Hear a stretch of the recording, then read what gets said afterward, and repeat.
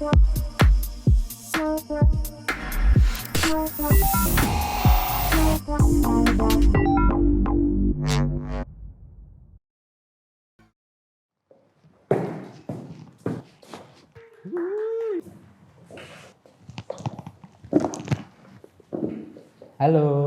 Halo.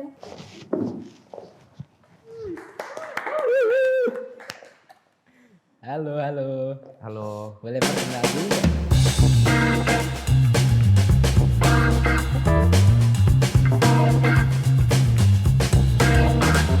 Oke, assalamualaikum manusia-manusia hebat. Perkenalkan, aku Faris dari DKV 2020.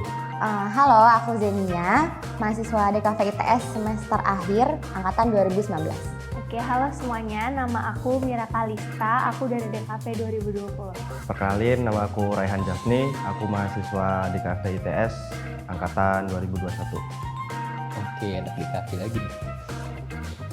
Di DKV tuh gambar-gambar doang gimana ya?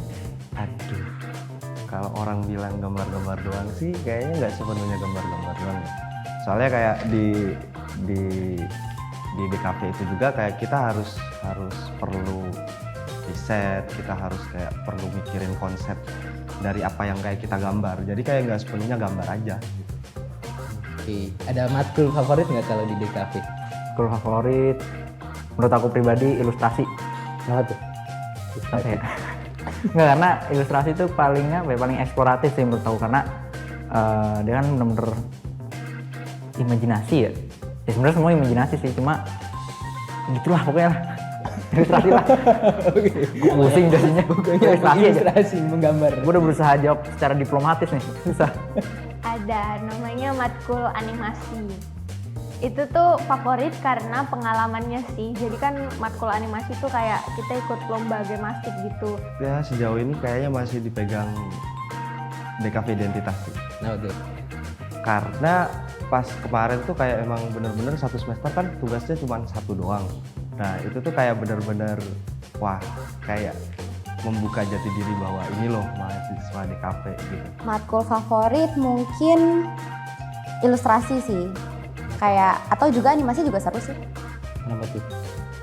Ya mungkin kayak karena sebelumnya kan aku belum ahli di bidang itu kan. Jadi banyak belajar di sana, terus kayak teman-teman yang lain juga yang lebih jago tuh pada ngebantuin itu loh. Jadi kayak banyak lah kejadian-kejadian yang memorable banget di sana. Oke. Kalau untuk tugas favoritnya gimana?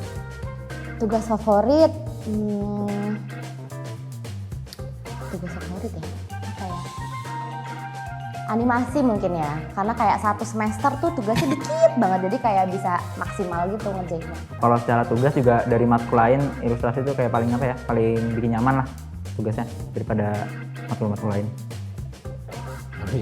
Kalau buat dosennya gitu, yang paling favorit? Banyak, Pak Didit, Pak Dani, Pak Bendra. Karena kalau ngasih saran tuh selalu kayak bener-bener dikasih saran gitu. Jadi pemasukannya ada. Pak Bendra itu terus Bu Nurina, siapa lagi? Pak Eka itu best sih. Pak Eka, Bu Putri, Bu Sabar, salah. Pak Sabar, Bu Oin, Bu Nurina, Pak Baroto, Pak Bebe, Pak Ramok, Pak Yane, Pak Novan, Bu Senja, siapa lagi?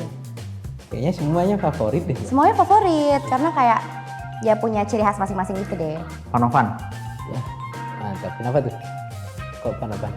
kosnya sebelah kos gua.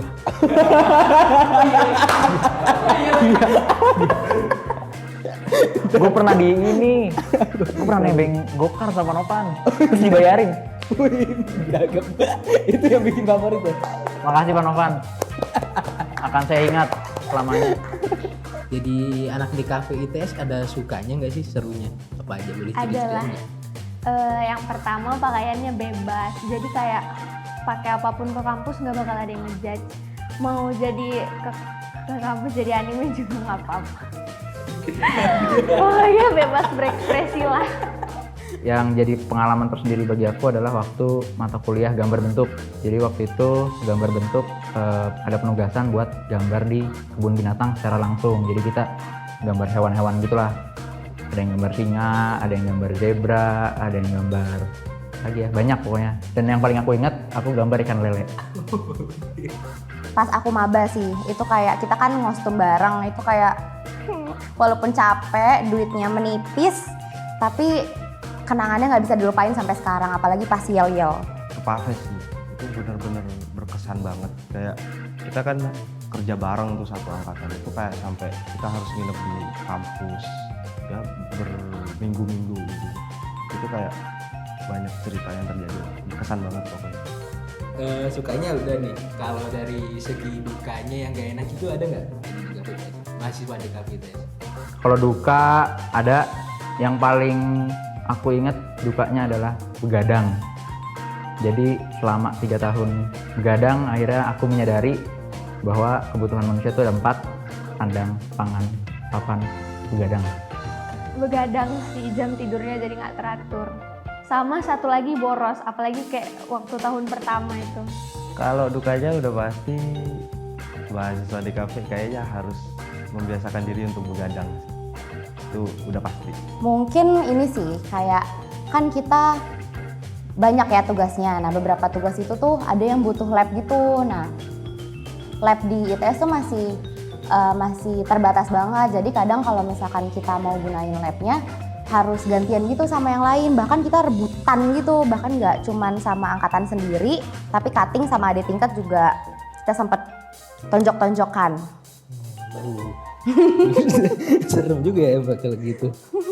Nah kalau gitu berarti kira-kira kan sekarang DKV ITS itu udah menginjak umur yang kelima.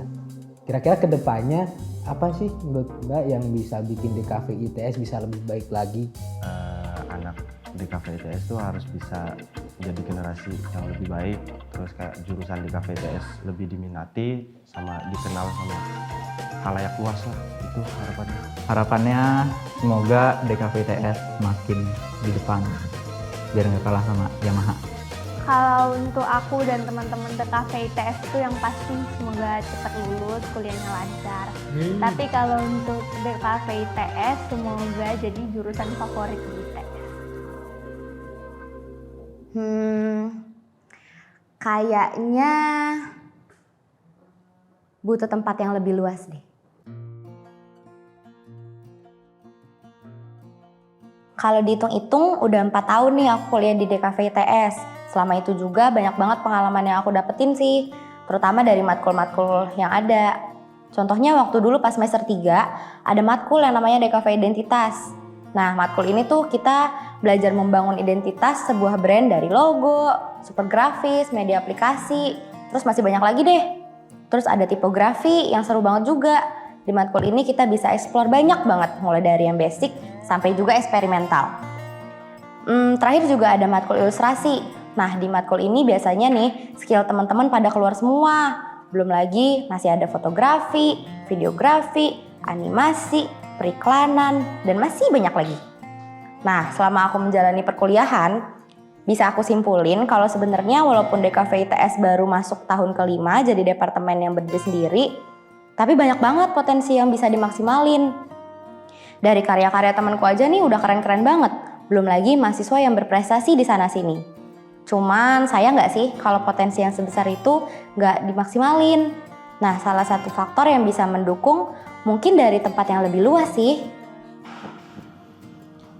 Nih ya, kalau misalkan diibaratkan, mahasiswa DKV ITS tuh masih bisa mengembangkan sayapnya lagi untuk berkarya. Jadi kita nggak terus-terusan terkurung di sangkar yang sempit dengan burung serupa yang lainnya. Jadi kita bisa lebih fokus deh buat terbang ke dunia yang lebih luas lagi.